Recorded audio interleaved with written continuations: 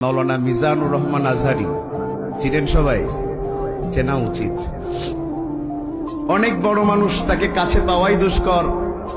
বড়রা কেমন হয় একটা ছোট্ট উদাহরণ দিচ্ছি।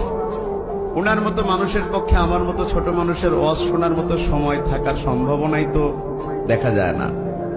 একদিন হঠাৎ করে আমি আমার মেসেঞ্জারে দেখলাম একটা মেসেজ এসেছে ওনার পক্ষ থেকে।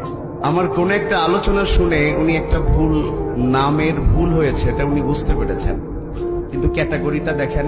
আমাকে প্রথমে মেসেঞ্জারে শুভকামনা জানিয়েছেন যে তুমি বেশ সুন্দর কথা বলো, আরো বেশি স্টাডি করলে অনেক উপরে যেতে পারবা, অনেক প্রশংসা করেছেন। তারপরে তিনি বলেছেন তোমার আলোচনাটা আমি পুরোটা শুনেছি, তো আলোচনার শুরুতেই আমার অবজারভেশনে মনে হয়েছে তুমি হযরত আব্বাস রাদিয়াল্লাহু তাআলা আনহুর নাম বলতে যে আবু তালেবের নাম বলে ফেলেছো। এটা একটু দেখলে মনে হয় ক্লিয়ার হয়ে যাবে, কারণ আকাবার দ্বিতীয় শপথে তুমি বলেছো যে আবু তালেবের উপস্থিতিতে শপথ হয়েছিল, কিন্তু তিনি তখন বেঁচে ছিলেন না, বেঁচে ছিলেন হযরত আব্বাস।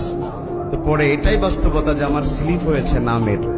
এটা হচ্ছে বড়দের একটা বিষয়। প্রথমে কিন্তু ভৎসনা করেন নাই, ছোটও করেন নাই, প্রথমে ওদের প্রশংসা করেছেন, তারপরে ভুলটা ছোট্ট করে ধরিয়ে দিয়েছেন। এটা হচ্ছে বিনয়।